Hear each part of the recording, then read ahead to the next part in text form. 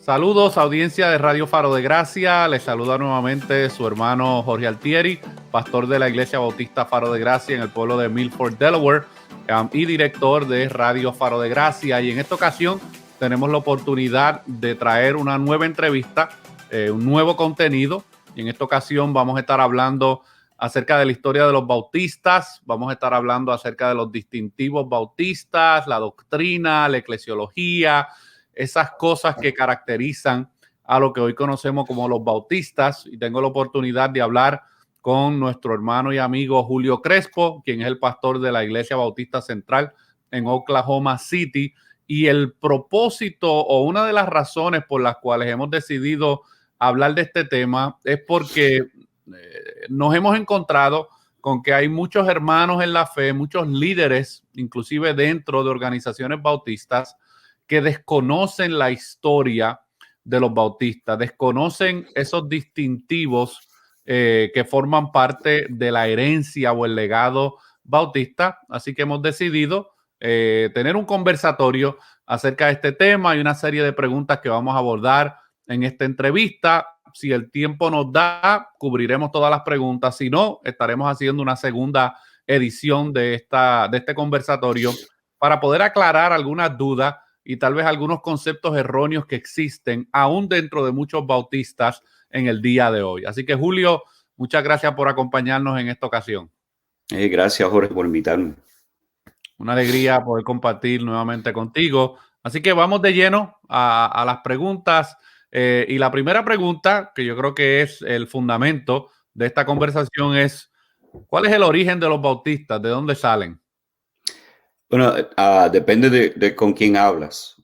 Hay algunos que dicen que los bautistas salieron de los anabautistas.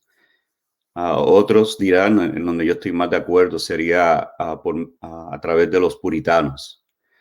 En cuanto a los anabautistas, uno ve un poquito de historia acerca de ellos. Uno ve uno que se llama Greble, Conrad Greble, que era uno de los ayudantes de Zwinglio, y él empezó a creer más fuerte en un bautismo por inmersión, y de ahí salen lo que se conoce como los anabautistas, de ese movimiento. Yo diría que ellos tenían una influencia en cuanto a los bautistas generales, luego, más tarde, pero no en el sentido que vemos como los bautistas que conocemos hoy originaron. Si vemos los orígenes, empieza con la Reforma, y yo estoy de acuerdo con lo que dice David Bevington, que la conclusión lógica de los principios de la Reforma era del pueblo bautista. Y si vamos a ver en Inglaterra particularmente, vemos que había un grupo de puritanos que tenían un deseo de purificar la iglesia a través de la palabra de Dios y quitar todo rasgo de superstición católica que existía. Y ellos tenían algunas características que nosotros compartimos. Uno es, odiaban los ídolos, estaban en desacuerdo con el uso del libro de la oración común, querían eliminar la oración a los santos. Y una cosa que compartimos fuertemente era la centralidad de la Biblia como regla y fe de la vida del creyente y de la iglesia. Pero los puritanos también vieron que en Escocia había unos avances por John Knox de los presbiterianos en un sentido en la Reforma. Y los ministros, los cleros puritanos, querían lo mismo en Inglaterra. Entonces, Jacobo I llega al trono, Isabel I murió en 1603. Entonces los puritanos pensaron, bueno, como Jacobo I era rey de Escocia, él va a traer unas reformas semejantes. Pero tristemente, él se fue con los obispos de la iglesia anglicana y quería apacentarlos a ellos. Y entonces 1000 cleros puritanos le escribieron unas cartas a Jacobo, y ahí ellos querían una audiencia con el rey para hablar de una reforma que querían hacer en la iglesia. Esto se conoce como la petición milenaria, que fue una conferencia que se hizo en Hampton Court en 1604, un año después que él tomó el reinado. Entonces, los puritanos querían que cambiar una cierta práctica que ellos veían en la palabra de Dios y los obispos querían dejar lo mismo, todo igual. Pero el rey, en vez de escuchar a los puritanos, él se sometió a los obispos y el único cambio que él autorizó fue la traducción de la Biblia en inglés, que se conoce como la King James. Él la autorizó en 1610 y terminó haciéndose en 1611. Ahora, este evento causó por decirlo, un incendio en fuego, porque los separatistas se enojaron y ahí se salieron ellos, se empezaron a formar iglesias independientes. Y uno de ellos era la congregacionalistas, y de aquí también salen los bautistas, donde habían algunos que querían reformar la práctica del bautismo infantil. Ahora, todavía no habían dado forma total, pero ellos querían aún querían reformar el bautismo, y que era no tocable por mucho tiempo, pero ellos veían en la escritura que había necesidad de cambiarlo. Y de aquí salen dos grupos, bautistas generales y particulares. O sea que para el beneficio de la audiencia, porque a lo mejor hay muchos hermanos que nos van a estar escuchando y a lo mejor conocen un poco de esta historia, pero para el beneficio de a lo mejor aquellos que no están tan familiarizados con algunos de estos eventos históricos, podríamos entonces afirmar que la iglesia anglicana y los puritanos que pertenecían a la iglesia anglicana en Inglaterra practicaban el bautismo de infantes. Sí, sí, ellos practicaban y mayormente se usaba más como para hacer récord de las personas. Entonces, no era como se convirtió en eso, la iglesia era el medio para poder hacer algún tipo de censo de la gente, y el bautismo era el medio para hacerlo. Pero muchos puritanos querían reformar esa práctica. Ok. A diferencia del bautismo de la Iglesia Católica, del bautismo infantil, ¿cuál es una de las diferencias básicas entre el bautismo infantil de la Iglesia Católica y el bautismo infantil que practicaba la Iglesia Anglicana o practicaban los puritanos? ¿Cuál es esa diferencia, si se puede decir así, doctrinal en cuanto a la diferencia de esos dos bautismos? Bueno, la de los católicos tiene un elemento, yo diría, salvífica, por decirlo así. Ellos, los católicos creen que elimina el pecado original. Los anglicanos y los presbiterianos se irían más por la teología del pacto, donde formaron una teología del pacto, donde vieron una conexión con la circuncisión y el bautismo como un reemplazo, donde ellos añaden el niño que es bautizado a la familia de la fe. Ahora, muchos dirían que no es, o sea, no es salvífica ese tipo de bautismo, pero si uno lo piensa bien, casi suena, porque lo están añadiendo, incluyendo en la iglesia. Pero eso sería más una diferencia rápida entre las Okay. dos.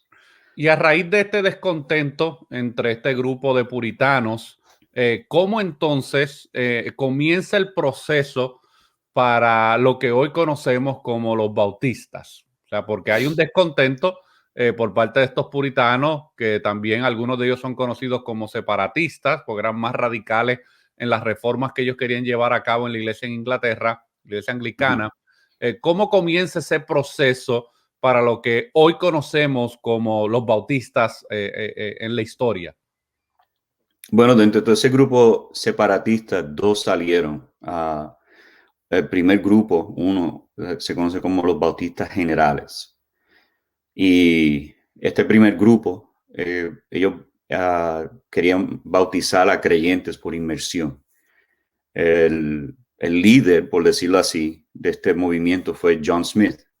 Y rápido después que sucedió este evento en Hampton Court, él se separó drásticamente y se llevó varios con él.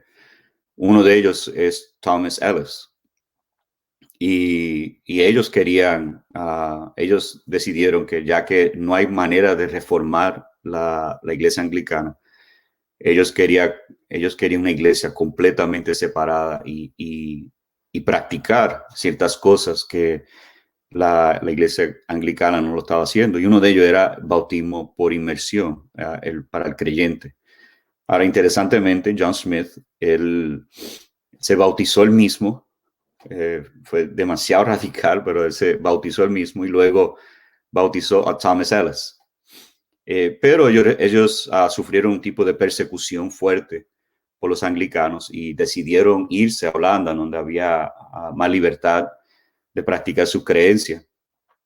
Y al estar allí se encuentra con los menonitas y John Smith se enamora de los menonitas y él quería ser parte de ellos, pero Thomas Ellis vio varias diferencias en la doctrina de ellos y la doctrina que él había adoptado, especialmente con lo de la expiación universal, la negación del pecado original. Entonces se dividen. John Smith se queda allí y de hecho John Smith quería ser menonita y nunca lo añadieron. Él murió y nunca tuvo la oportunidad de ser menonita, aunque él quería. Y Thomas Ellis, él vuelve a Inglaterra, vuelve y planta una iglesia. Y yo creo que 3 años después fue arrestado y muere en la cárcel. Pero interesantemente, en 1620, un poco después, estamos hablando en 1612, fue cuando Thomas Ellis plantó la iglesia. Poco tiempo después, ellos presentaron al rey su confesión de fe. Ahora, el movimiento creció, empezaron a crecer y plantaron otras iglesias y ellos tenían un crecimiento muy fuerte. A diferencia que tenían una teología arminiana. Pero este movimiento creció bastante rápido y sí empezaron su confesión de fe. El otro grupo. Y una pregunta, Julio, también para el beneficio de la audiencia. Los menonitas que estaban en Holanda, ellos ya habían adoptado una posición más arminiana en cuanto a la doctrina de la salvación. Sí, pero ellos fueron a unos extremos más allá. Donde, como dije, ellos eliminaron el pecado original y yo creo que eso es casi la conclusión lógica si uno adopta el arminianismo. Yo creo que te llevaría a eso. Y una justificación universal también, de una expiación universal que todo el mundo es salvo ahora. Pero sí, ellos habían adoptado un arminianismo, pero Thomas Ellis adoptó un arminianismo más fiel a los postulados. A los postulados. Sí.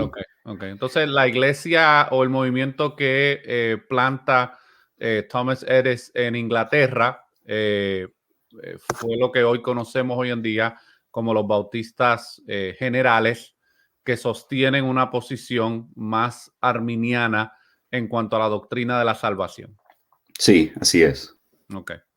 Y entonces eso nos lleva entonces ahora a la distinción entre lo que se conoce como los bautistas generales y los bautistas particulares. Y queremos hablar un poquito acerca de esta distinción porque en mi experiencia, hablando con muchos pastores, líderes y creyentes en iglesias bautistas, hay como que esta idea o esta noción de que todos los bautistas, todos creen lo mismo y han creído lo mismo a través de la historia. Y obviamente nos damos cuenta que la historia nos demuestra todo lo contrario. Así que hablemos un poquito de esa diferencia entre los bautistas generales y los bautistas particulares y cómo se forman los bautistas particulares y cuáles son algunas de esas diferencias entre ambos grupos. Ok. Bueno, los bautistas particulares, su nombre viene porque ellos tenían la postura más calvinista y particular era su expiación en cuanto al punto de expiación. Ellos creían en la expiación particular o como algunos llaman, la expiación limitada. Y ellos, a diferencia de los generales, los particulares, su cambio y su separación fue más, el cambio fue progresivo y no fue tan drástico como fue los generales. Podemos decir que el primer bautista particular fue Henry Jacob, que él era un clero puritano y uno de los arquitectos mayores de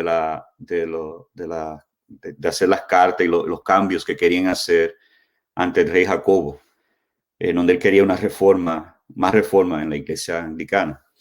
Ahora Henry Jacob vio que no era posible y en 1616 él tomó una postura donde veía que era necesario bautizar a los creyentes, pero él, imagino yo, porque él era más político, él no quería hacerlo tan drástico, pero quería todavía una comunión con la iglesia de Inglaterra. Él, entonces, él sí practicó un estilo de credo bautismo, pero la manera que lo hacían era que echaban agua sobre la cabeza con un bol. Ahora, Henry Jacob planta una iglesia y él permitía que alguna gente fueran a la iglesia anglicana y también a su iglesia. Estamos hablando de, estaban gradualmente haciendo estos cambios. Pero unos 8 años después, él decide mudarse para Virginia para comenzar una iglesia allí. Tristemente, ese mismo año que él llega, él muere. Entonces, nunca logró plantar esa iglesia. John Lathrop, él continúa como el pastor de la iglesia en Inglaterra que Henry Jacob plantó. Pero él también mantuvo esa relación, se quedó igual. Entonces, uno de los pastores, John Dupa, él comienza una iglesia por una división con Lathrop. Y era porque un miembro de la iglesia llevó a su bebé para ser bautizado. Entonces, él estaba en desacuerdo con eso. Entonces, aquí vemos el primer split, y es típico, división. la primera división. Y está parece que está en nuestra ADN como bautista, porque ya lo estamos viendo en los principios. Entonces, en 1638, unos miembros dejaron la iglesia y formaron otra iglesia por cuestión del credo bautismo. Pero en el 1642 ya habían 3 iglesias que habían salido de esa iglesia, algunos por plantación, otros por división. Y empezaron a ser más, gradualmente empezaron a tomar forma lo que es el bautismo por inmersión.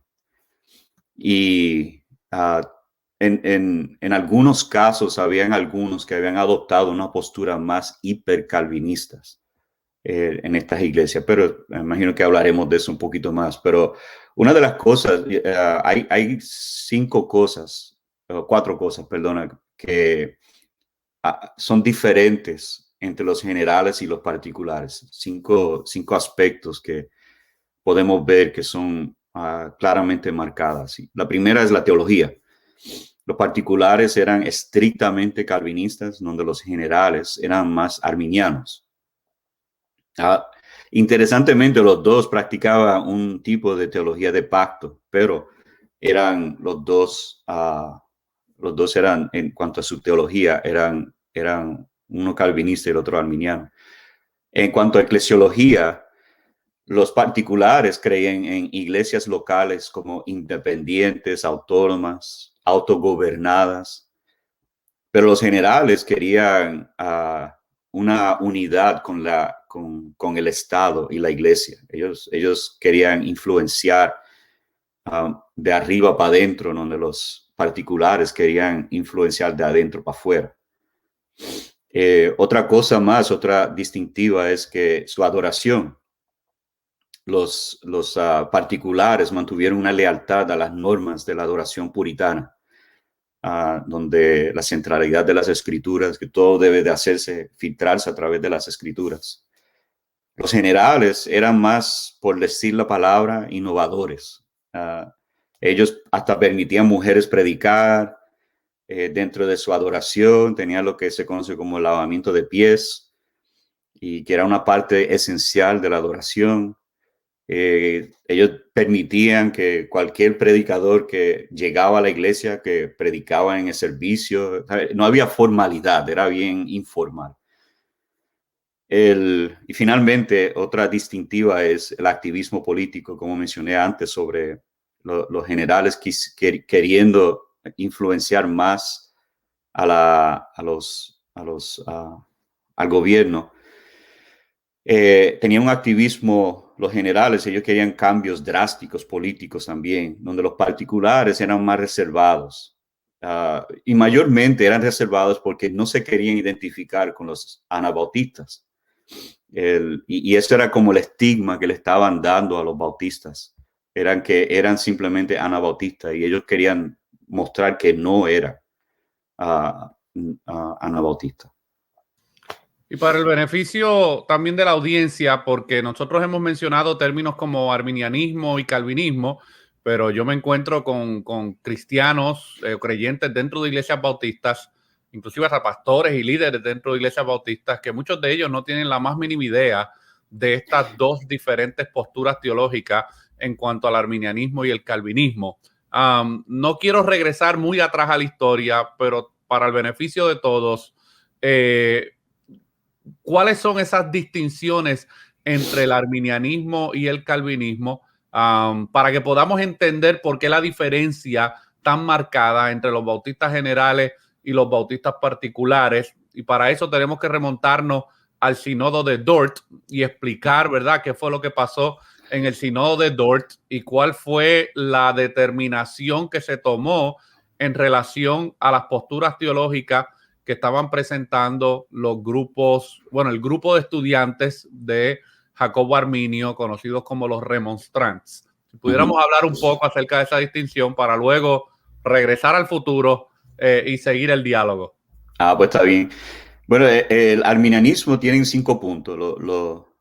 El grupo que mencionaste tenían 5 puntos que querían definir su teología. Primero es el libre albedrío, donde el ser humano puede escoger, tiene toda facultad para poder escoger ser salvo. Crean una elección condicionada, donde Dios escogió los que iban de creer, que Dios miró en el futuro y él estaba eligiendo los que iban a creer. Tenían la expiación, lo que ellos conocen como una expiación eficaz, que es solo para el hombre de fe. Y que la expiación de Jesucristo, su muerte, es suficiente para todos los que creen. Está la gracia resistible, donde ellos dicen que uno puede rechazar la gracia de Dios y si Dios llama, uno tiene la capacidad de rechazarlo. Y finalmente está, por llamarlo así, uno puede perder su salvación o caer de la gracia. Esa es la teología arminiana.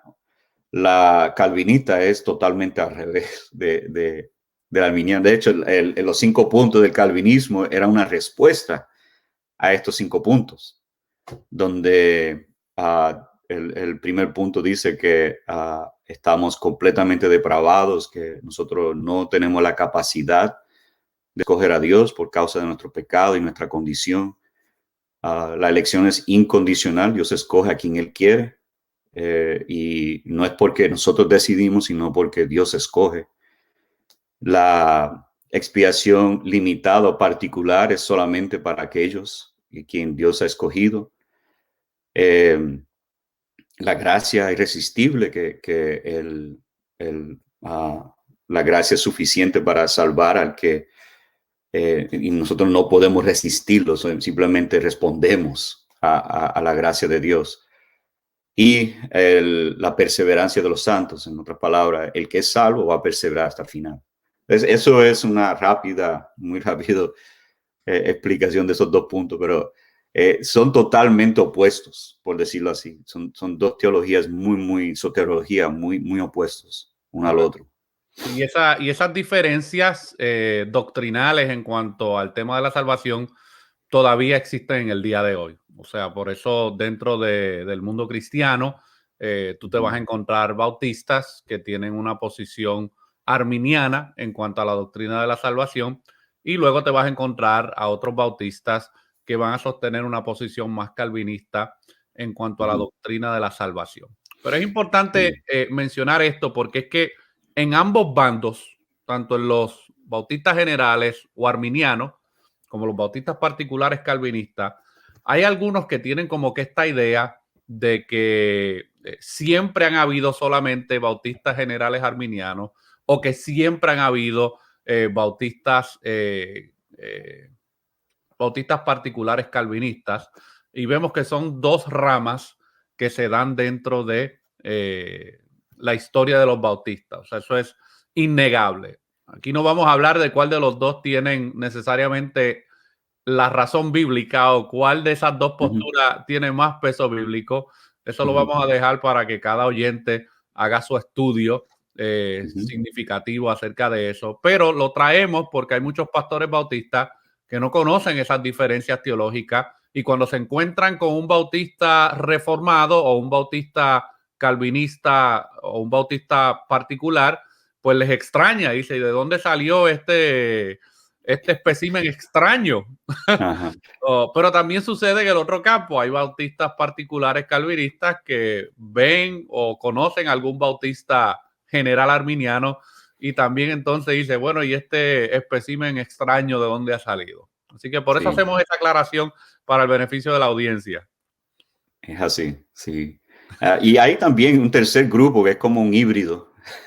Yo los llamo los bautistas políticos que bailan entre los dos. Pero eso hablaremos quizá en otra ocasión. Pero sí, hay algunos que toman un poquito de arminianismo, un poquito de calvinismo y crean una sopa de mezcla. Sí, sí, eso es lo que se conoce como la posición molinista. Sí. Es como ese intento de reconciliar el arminianismo y el calvinismo. Sí. Julio, ¿por qué los bautistas eran confesionales y cuál fue la confesión que ellos redactaron?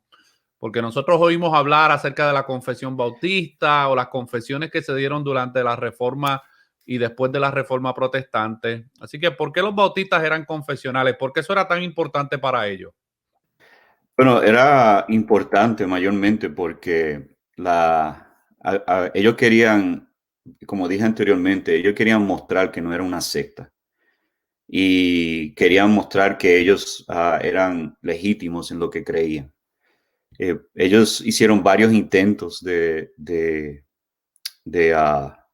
crear confesiones, pero fue durante el acto de tolerancia donde marcaron fuertemente lo que creen, tanto los bautistas generales como los particulares.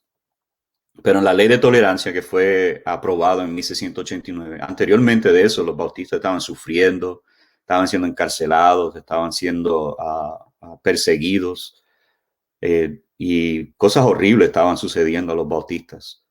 Y los veían a ellos como una secta, como un grupo totalmente opuesto, contrario. Pero después de esta ley de tolerancia, los bautistas tenían entonces libertad de predicar, de tener pastores y sus propios edificios. Y por causa de eso, decidieron entonces en ese mismo año crear su confesión. Y querían también a la misma vez separarse de los presbiterianos. No querían ser conocidos como presbiterianos, querían tener su propia identidad. Y ahí formaron su confesión. En el año, habían otros en 1620 y otros más, pero esta fue como que la más aceptada, la más fuerte. Ahora se parece mucho al de Westminster, y tenía una razón porque era parecido al de Westminster, y era porque otra vez ellos querían probar ciertas cosas. Número uno, querían probar que eran ortodoxos, que los bautistas son ortodoxos.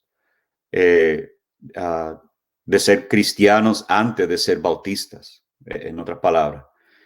Ellos tenían las mismas creencias en cuanto a la doctrina de la Trinidad, de los credos de Nicea, de Constantinopla, Calcedonia.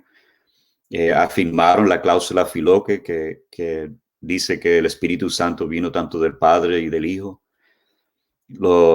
También los bautistas tenían una teología de pacto fuerte también, donde los distinguieron a ellos, pero muy parecido a los presbiterianos, excepto en el área, mayormente en el área del bautismo. Los bautistas eran evangélicos. Ellos querían claramente mostrar y definir lo que es el evangelio. Eso lo vemos en la Confesión de Fe 1689, en los capítulos 11, capítulo 8 sobre la obra de Cristo, la obra del Espíritu Santo, capítulo 10.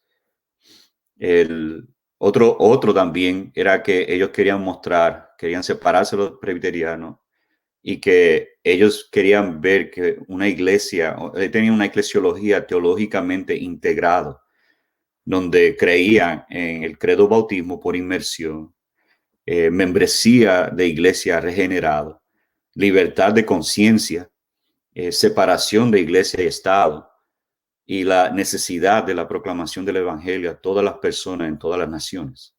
Eso que tú estás leyendo ahí o estás describiendo ahí es lo que se conoce como los distintivos bautistas. Sí, sí. Okay. Entonces, la confesión marca o define bien estos diferentes puntos.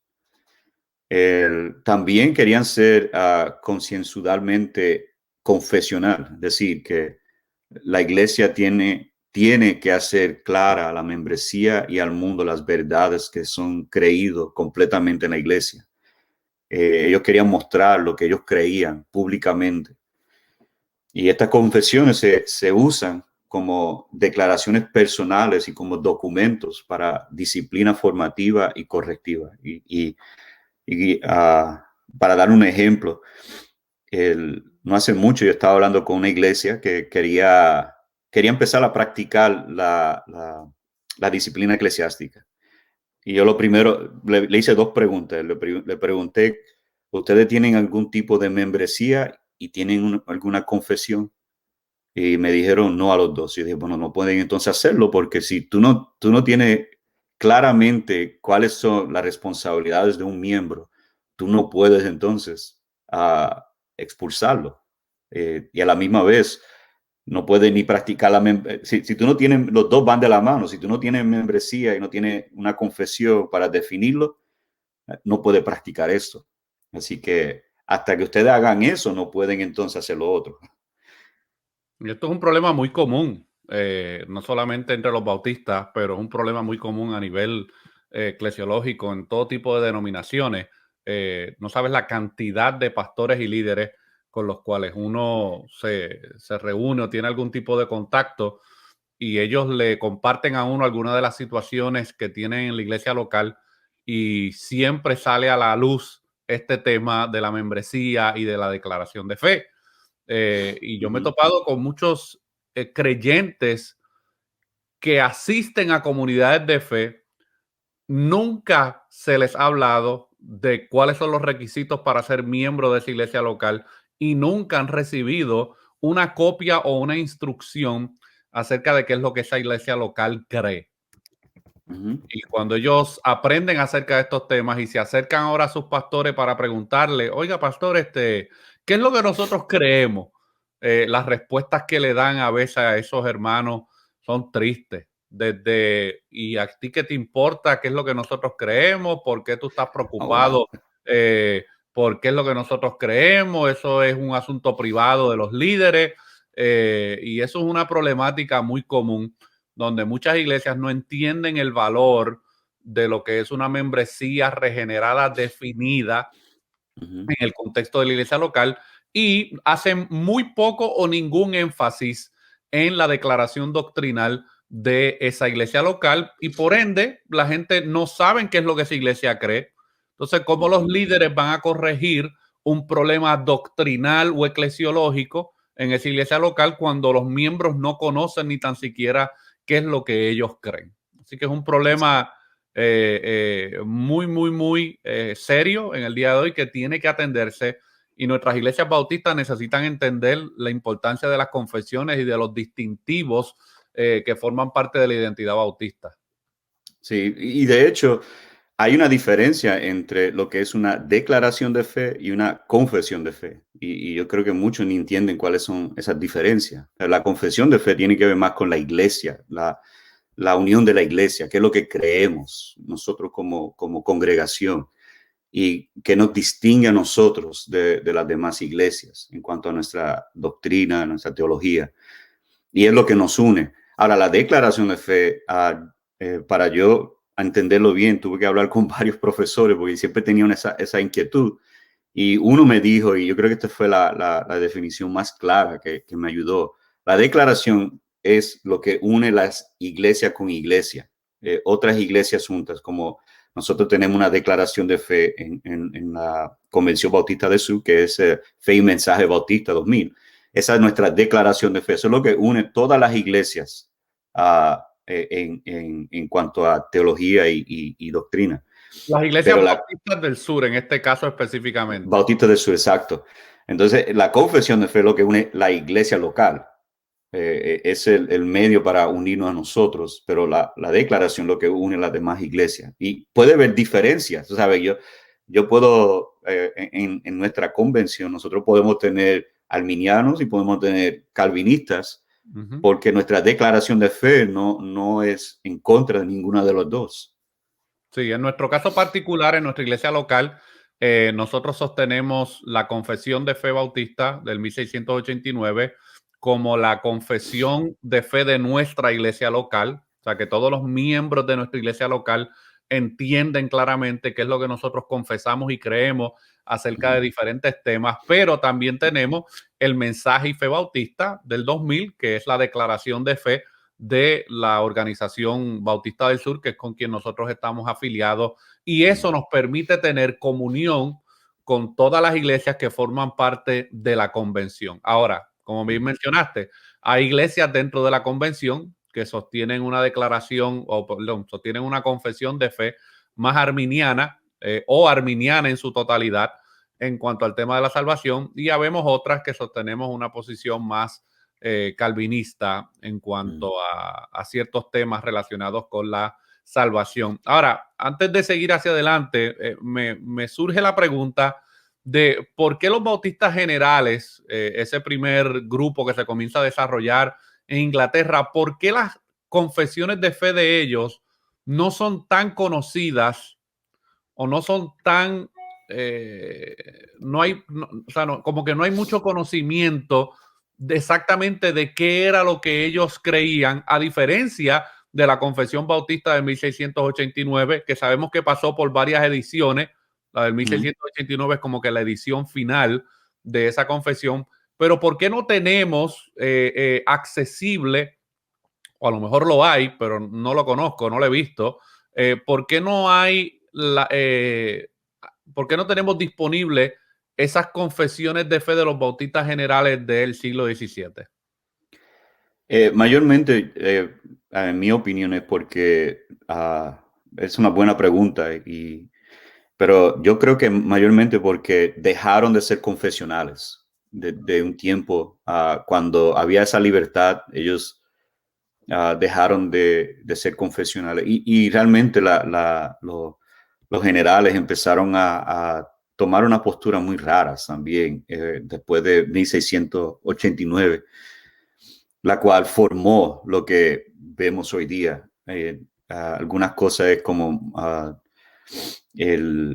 un hiper universalismo en algunas iglesias, así que ellos querían unión, pero no había unión. Sí. Y mayormente como que fue gradualmente desapareciendo como parte de la cultura de los bautistas generales, la cual luego en el siglo XVIII, siglo XIX, en Estados Unidos, muchos adoptaron esa misma postura también, que yo me imagino que hablaremos de eso después, pero... Sí, esa es la próxima pregunta que tengo aquí.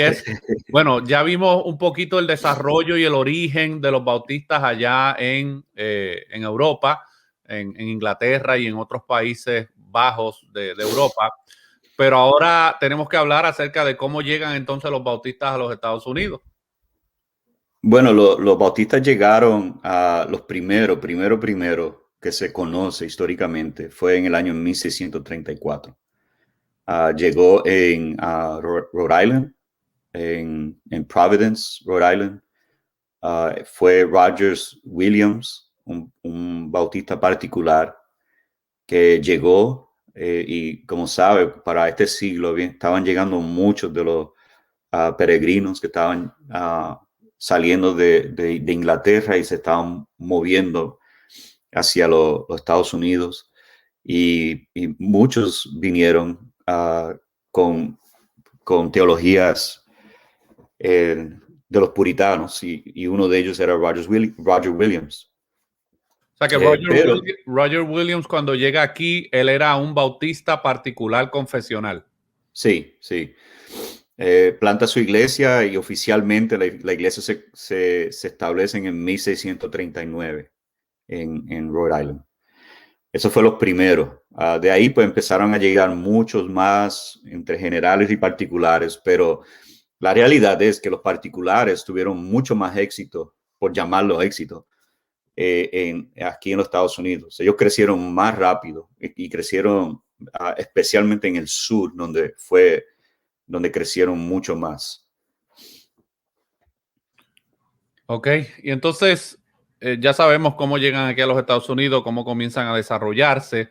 Y hablaste acerca de que los bautistas particulares tuvieron un gran crecimiento en el área del sur. Y eso entonces nos lleva a la pregunta de cómo se formó entonces lo que conocemos hoy en día como la Convención de los Bautistas del Sur. Y hago esta pregunta porque este conversatorio, yo sé que lo van a ver muchos hermanos de todo tipo de denominación, aunque estamos hablando de los bautistas, pero sé que lo van a ver hermanos de otras organizaciones, pero particularmente me interesa que los pastores y cristianos y miembros y líderes que pertenecen en el día de hoy a nuestra Convención Bautista del Sur conozcan la historia, porque es muy triste que tenemos iglesias que se han plantado bajo la Convención Bautista del Sur en toda la nación, que no conocen la historia de cómo se forma la Convención de los Bautistas del Sur. Tenemos pastores que han afiliado sus iglesias recientemente a la Convención de los Bautistas del Sur y no tienen la más mínima idea de la historia de la Convención de los Bautistas del Sur. Así que hablemos un poco de ese desarrollo. Pues para el año, digamos, para el siglo XVIII, unos 60 años después que los primeros bautistas empezaron a llegar y creciendo, había mayormente, como dije, en el sur, había los bautistas particulares que ellos empezaron a crecer y crecer. Entonces había un movimiento, yo imagino que tú conoces este movimiento, se conoce como el amiraldianismo, que es un calvinismo moderado, donde dicen que la expiación por la muerte de Jesús está disponible para todo el mundo, pero especialmente para los elegidos.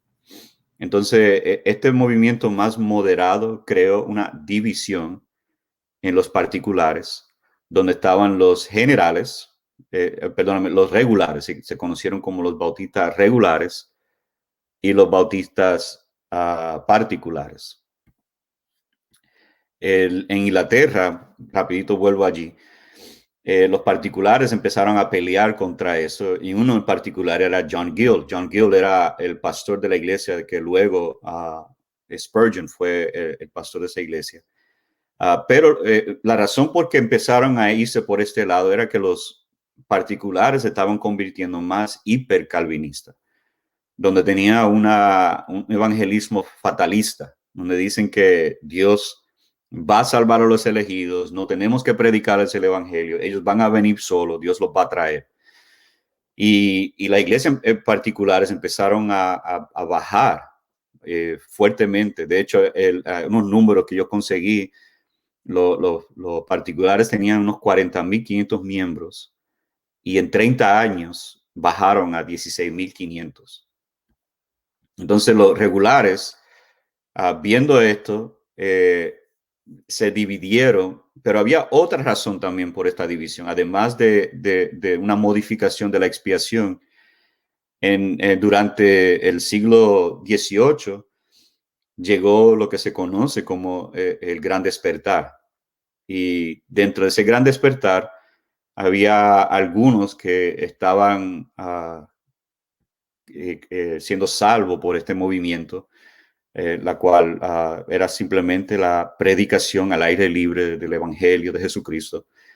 Y estas personas que llegaron a la fe durante el Gran Despertar fueron conocidos como nuevas luces. Entonces, los que estaban en contra del Gran Despertar se conocían como las luces antiguas. Y esta división creó una separación. Y había otra denominación que se formó por culpa de esto. Como dije antes, está en nuestro ADN de estar separándonos. Y se conocieron como separatistas o bautistas separatistas. También algunas iglesias congregacionalistas también formaron iglesias separatistas. Y voy a hablar de eso en un momento. Entonces ellos eran producto mayormente del Gran Despertar. Ahora, déjame irme más específicamente. Tenemos tres grupos. Tenemos los particulares, tenemos los regulares y los separatistas. Y eso sí incluye los generales que estaban allí, pero realmente no había mucho efecto con ellos. Pero en el año 1755 hubo un hombre que nació de nuevo por la predicación de George Whitefield, que se llama Shubal Stearns. Interesantemente, si ustedes no saben, George Whitefield, él era metodista anglicano. Y para dar un poquito de contexto, los metodistas no siempre eran arminianos. Habían metodistas calvinistas y habían metodistas que habían calvinistas y arminianos. Y George Whitefield era de los metodistas calvinistas que eran más anglicanos. Y él vino a Estados Unidos y él predicó, tristemente, bueno, para su tristeza y para nuestro beneficio.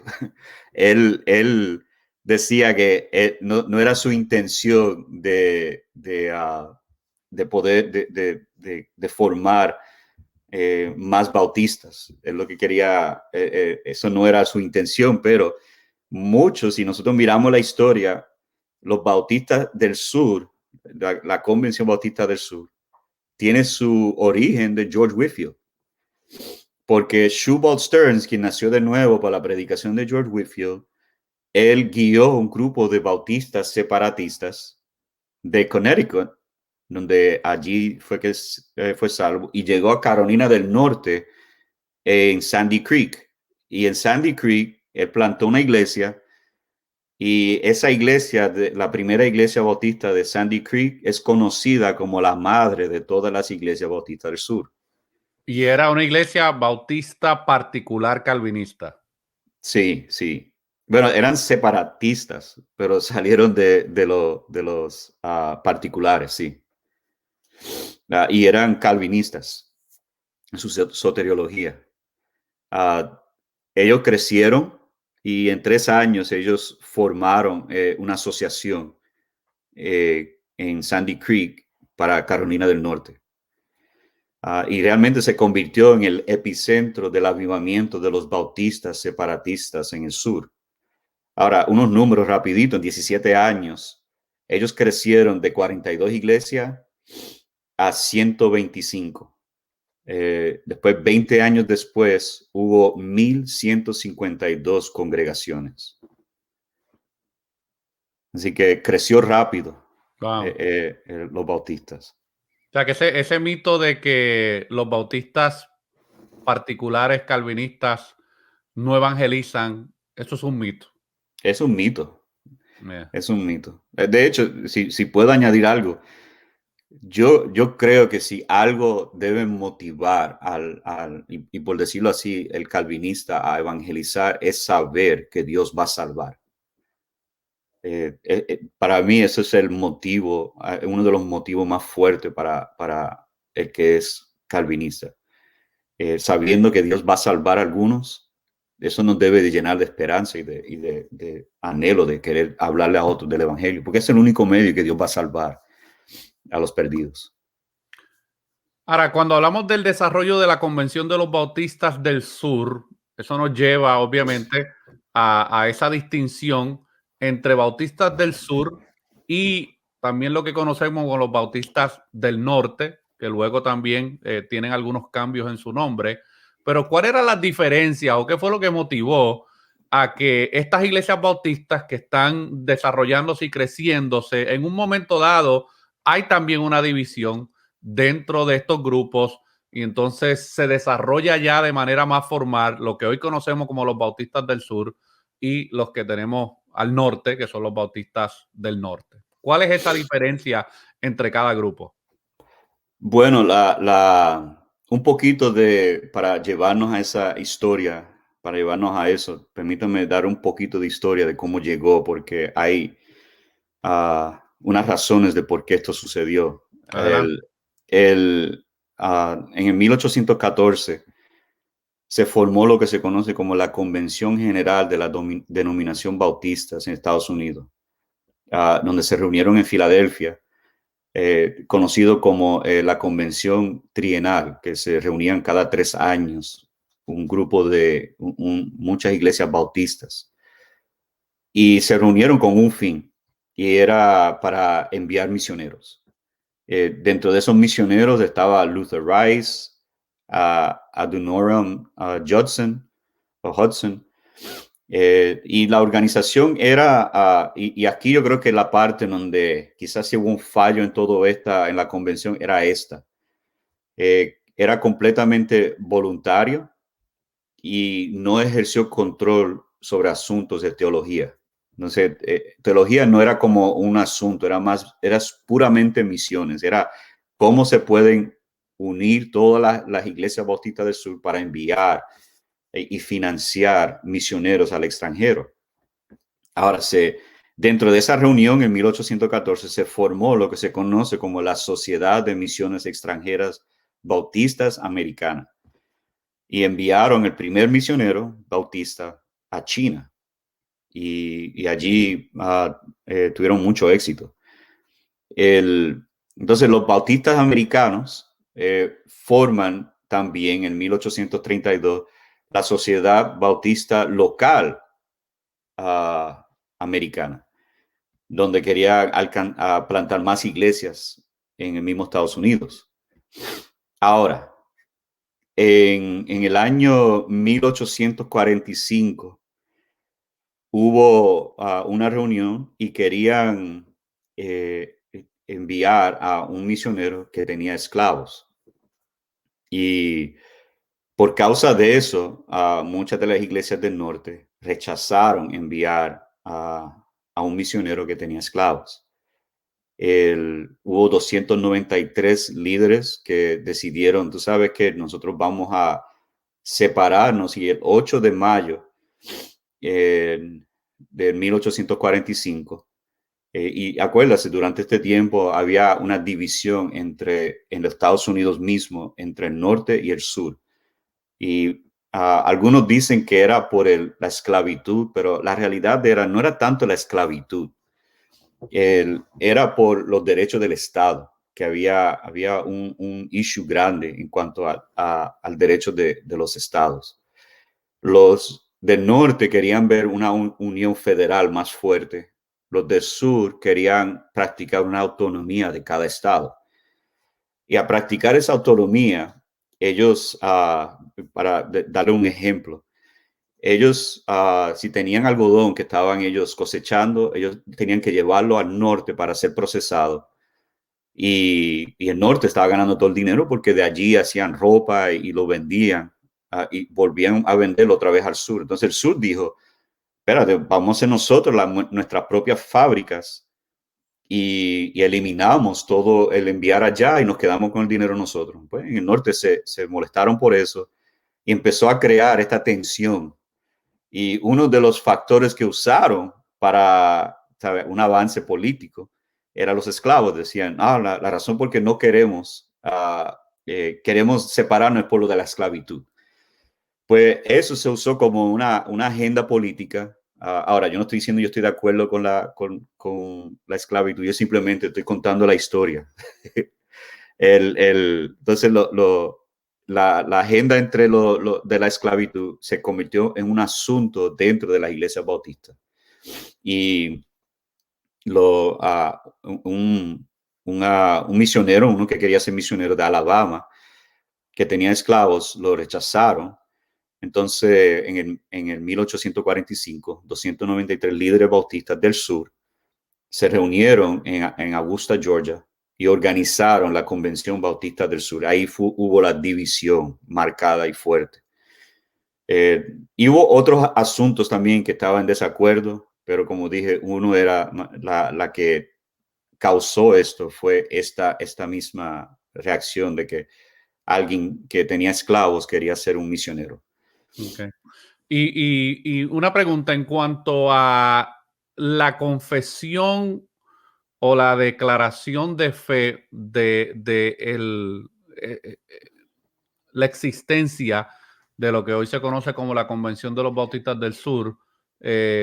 ¿Cuáles eran, cuál era el fundamento confesional? O sea, ese grupo de iglesias que desarrollan la Convención de los Bautistas del Sur, ¿eran bautistas particulares calvinistas o eran bautistas generales arminianos? Bueno, yo tendría que ir un poquito otra vez a la historia. Durante la guerra revolucionaria, hubo desafortunadamente una trayectoria que pasó en muchas de las iglesias, y era que después que Estados Unidos ganó la guerra, hubo dentro de muchas iglesias un anti-intelectualismo. Y eso se llevó a las iglesias, donde muchas iglesias rechazaron a pastores que tenían algún tipo de formación teológica. Y se tomó muchos años para poder recuperar eso. Ahora, eso causó que muchas de las iglesias perdieron una visión confesional. Pero en Filadelfia y en Rhode Island, ellos formaron una confesión. La de Filadelfia se parece mucho a la de 1689. Yo creo que sacaron 2 o 3 capítulos. Y la de New Hampshire también es bien calvinista, tiene unos fundamentos muy calvinistas.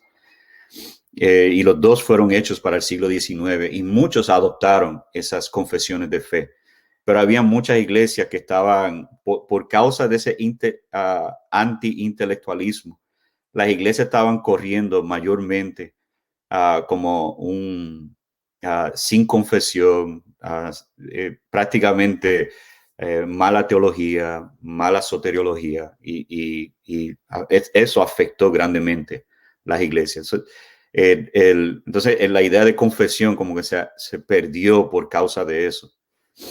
Esa es la realidad en el día de hoy. O sea, cuando tú haces un examen o una radiografía espiritual y doctrinal de muchas de nuestras iglesias bautistas, incluyendo muchas de nuestras iglesias hispanas dentro de la Convención Bautista del Sur, tú te vas a dar cuenta que hay una anarquía doctrinal en muchas de ellas. No en todas, pero en muchas de ellas. No hay una claridad doctrinal, no hay una claridad eclesiológica, no hay una claridad histórica, no conocen su historia, no conocen los distintivos bautistas. Y eso nos lleva entonces a esta pregunta, y es: ¿cuáles son algunos de los problemas más visibles que a lo mejor tú puedes ver o has identificado dentro de las iglesias bautistas en el día de hoy? Bueno, tengo varios que, así por encimita puedo decir. La primera, yo creo que hay una falta de eclesiología sana, y muchos no saben cuál es el rol de los miembros ni el rol de los pastores. Y mucha es por falta de percepción y falta de conocimiento. De hecho, yo aquí en Oklahoma, hablando con varios pastores, una de las cosas que yo he identificado es que las iglesias hispanas son más católicas que bautistas. Y digo eso porque tú tienes el pastor que funciona como un tipo de sacerdote y no como un pastor que vemos en las escrituras. Y no estoy diciendo que están practicando sacramentos ni nada de eso, estoy diciendo que en su manera de funcionar parecen más como un estilo de sacerdote y no de pastor bíblico. Otra cosa que yo he visto visible es que no se reproducen las iglesias. Se forma un reino. Yo creo que tiene que ver mucho con la primera, con lo que es una eclesiología sana. Las iglesias no se reproducen, crean un pequeño reino y no envían, no tienen esa idea y mentalidad de reproducirse. Otro que yo veo, el cual es uno personal para mí, porque tengo muchos jóvenes en la iglesia, y es que hay un malentendido de los roles masculinos y femeninos. Los hombres no saben ser hombres y las mujeres no saben ser mujeres. Y cuando digo eso, estoy hablando de un sentido bíblico. ¿Cuál es la masculinidad bíblica? ¿Cómo debe funcionar un hombre? Y muchos no saben, especialmente en nuestro contexto hispano, donde es mayormente matriarca. Los hombres no saben ser hombres, o son abusadores o ceden y dejan que la mujer corra todo. Sí, son pasivos en todos los aspectos de su vida. Exacto, exacto. No son activos, no toman iniciativa. Y como dije, esto es algo muy personal mío porque yo, como saben, en la Iglesia Bautista Central nosotros tenemos un programa de residencia y nos llegan muchos jóvenes con el deseo de plantar iglesias. Y una de las cosas que yo veo inmediatamente es que muchos de ellos no saben cuál es su rol bíblico como hombre.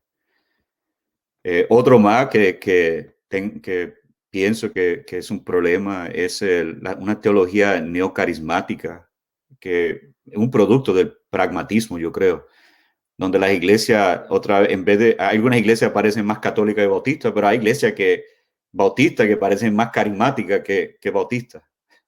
Y ha infiltrado de una manera un movimiento donde, especialmente cuando hablamos de personas que no saben la diferencia entre cesacionismo Cesacionismo. y Continuismo. continuismo. Yeah.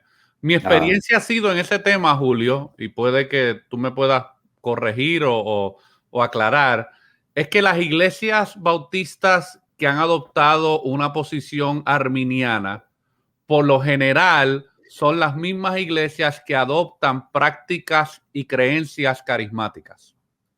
Yo estoy de acuerdo, pero yo también conozco algunas iglesias que se llamarían calvinistas y adoptan un sentido en su función carismáticas. Y la razón que yo creo que eso es un peligro es porque nuestra identidad bautista se va a perder, se pierde en introducir estas cosas que realmente se dificulta personalmente a poder definirlo y aclararlo bíblicamente. Y uno de unas distinciones bautistas es que nosotros creemos en la centralidad de las escrituras, no en la centralidad de nuestras emociones o centralidad de dones. Los dones son dados para el bien de la iglesia, para la unión de la iglesia, no para llamar un espectáculo hacia una persona. La iglesia necesita entender que nosotros somos centrados en las escrituras. Otra cosa más que yo he visto es, y yo creo que muy relacionado a esto, es que la teología bautista, muchos no saben lo que creemos. De hecho, no saben por qué bautizamos por inmersión. No saben por qué. Tiran uno o dos versículos, pero no saben la historia de por qué esto sucede y por qué debemos de afirmarlo. Las ordenanzas, la autonomía de la iglesia. También yo veo un espíritu muy rebelde en muchos jóvenes, especialmente, donde se quieren parecer al mundo, quieren introducir cosas del mundo, un pragmatismo donde, como dijo una vez un predicador, hay iglesias que crecen por el mercadeo en vez del Espíritu Santo. Y a ver, yo lo veo como un espíritu más rebelde, queriendo ser como el mundo, obligar a los muchachos a vestirse. Y no es que yo tenga algo en contra de vestimenta, pero es como que la vestimenta es un artículo para rebeldía. Sí, Y de ahí salen otras cosas. claro. Eh, Y, y una última pregunta, Julio, no sé si tenías algún otro problema visible que tú puedas tal vez presentar antes de hacer la última pregunta.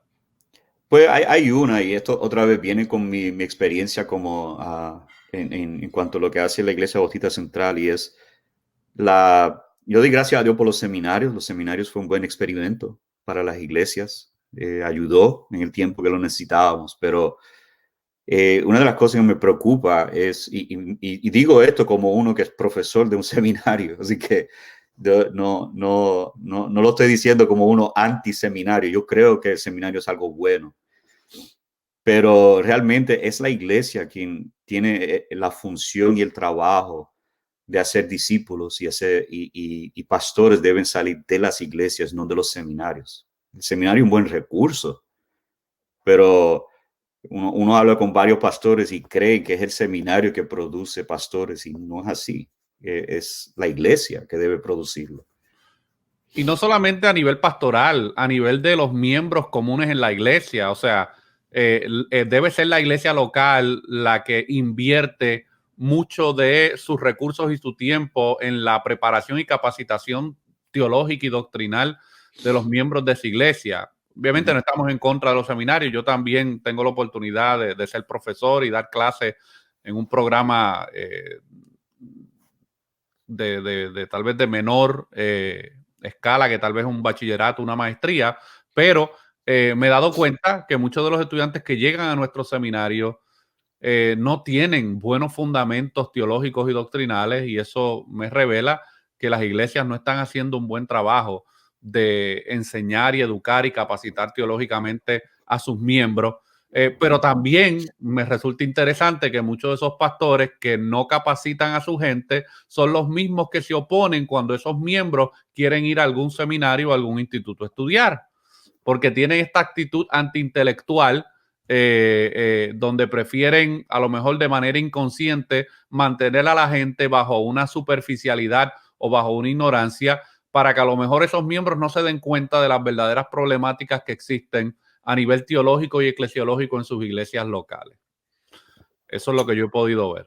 Y es como una cadena, porque volvemos a un punto que yo dije: muchas iglesias no se reproducen, pero es porque hay pastores que no han sido entrenados, y para poder controlar las masas es mejor dejarlos ignorantes, y no dejar, y si se educan, pues ellos van a posiblemente rebelarse, o van a irse a otra iglesia, o van a plantar otra iglesia. Sí, sí, sí. Pero Y una última eh, pregunta, Julio. ¿Cuán importante es que los pastores de las iglesias bautistas, específicamente de nuestras iglesias bautistas del sur, conozcan la historia y enseñen a sus miembros los distintivos bautistas a los miembros de su iglesia? bueno, la realidad es que no hay nada nuevo bajo el sol. Y digo eso porque la historia bautista es rica, imperfecta, pero nos ayuda a nosotros poder corregir los problemas que estamos teniendo. Vimos que muchas de las luchas y problemas que tuvo la iglesia bautista en el siglo XVII, hoy día la estamos teniendo nosotros también. Y podemos ver cómo ellos trabajaron muchos de estos problemas, y nos ayudaría a nosotros poder resolver muchos de estos problemas en la actualidad.